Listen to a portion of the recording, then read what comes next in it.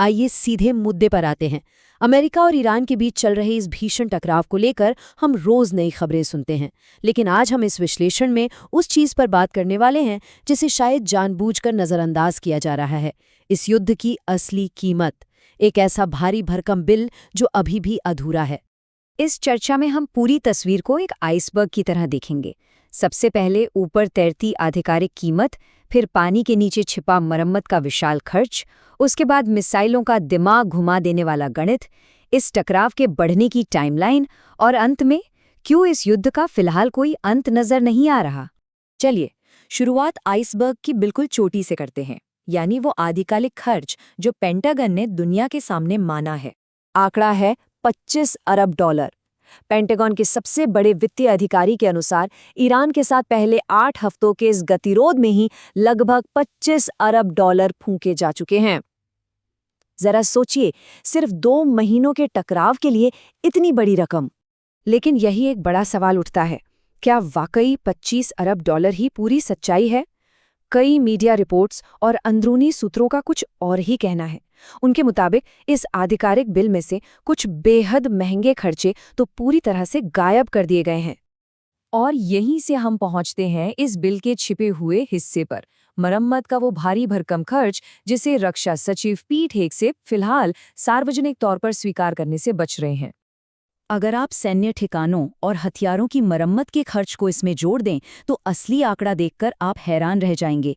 ये 25 अरब से सीधा छलांग लगाकर लगभग 40 से 50 अरब डॉलर तक पहुंच जाता है, सीधे सीधे दोगुना। आखिर ये छिपा हुआ खर्च आ कहां से रहा है? दरअसल मिडिल ईस्ट में बहरीन, कुवैत, इराक, यूएई और कतर जैसे देशों में कम से कम 9 अमेरिकी सैन्य ठिकानों को भारी नुकसान पहुंचा है। और ध्यान रहे, इसमें तबाह हुए नागरिक और ऊर्जा बुनियादी ढांचे का संभावित मुआवजा तो अभी जोड़ा ही नहीं है। इसमें सबसे बड़ा झटका लगा है ANTPY-2 रडार सिस्टम्स के नष्ट होने से। पता है एक रडार की कीमत कितनी है? करीब 1 अरब डॉलर। हैरानी की बात तो यह है कि पेंटागन ने स्थिति का आकलन करने की बात कहकर इन भारी भरकम खर्चों को अगले बजट से ही बाहर रखा हुआ है। अब आते हैं तीसरे और सबसे दिलचस्प पहलू पर। ये बिल इतनी तेजी से क्यों बढ़ रहा है? इसे समझने के लिए हमें असमित युद्ध यानी एसिमेट्रिक वॉरफेयर के खूनी अर्थशास्त्र को समझना होगा। देखिए, ईरान की रणनीति अमेरिका को एक ऐसे गणित में उलझा रही है जो पूरी तरह से घाटे का सौदा है। तस्वीर बिल्कुल साफ है। ईरान के 50,000 डॉलर वाले एक सस्ते शाहेद ड्रोन को मार गिराने के लिए अमेरिका को 40 लाख डॉलर का अपना पेट्रियट इंटरसेप्टर दागना पड़ रहा है।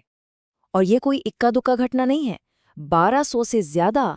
जी हाँ, अमेरिका अब तक इस टकराव में 1200 से अधिक पेट्रियट मिसाइलें इस्तेमाल कर चुका है।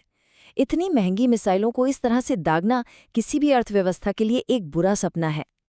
अब आप सोच रहे होंगे कि क्या अमेरिका इस रफ्तार से मिसाइलें दागता रह सकता है?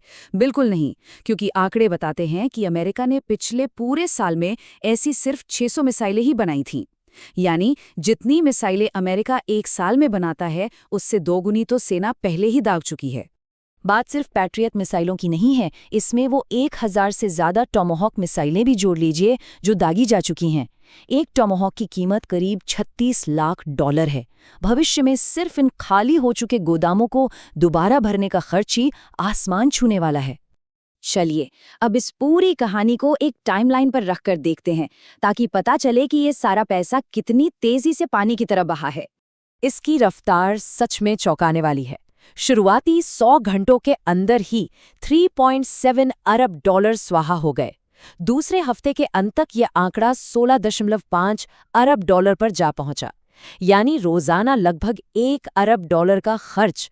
और चौथे हफ्ते तक आते आते आधिकारिक बिल ने 25 अरब डॉलर का आंकड़ा पार कर लिया। और अब हम इस विश्लेषण के आखिरी पड़ाव पर हैं। ये सारे डराने वाले आंकड़े तो तब सच हैं जब हम ये मान लें कि आज ही लड़ाई रुक जाएगी। लेकिन क्या वाकई ऐसा होने वाला है? वर्तमान भू राजनीतिक हकीकत कुछ और ही बयां कर रही है। राष्ट्रपति डोनाल्ड ट्रंप के सामने वॉर पावर्स रेजोल्यूशन की डेडलाइन खड़ी है।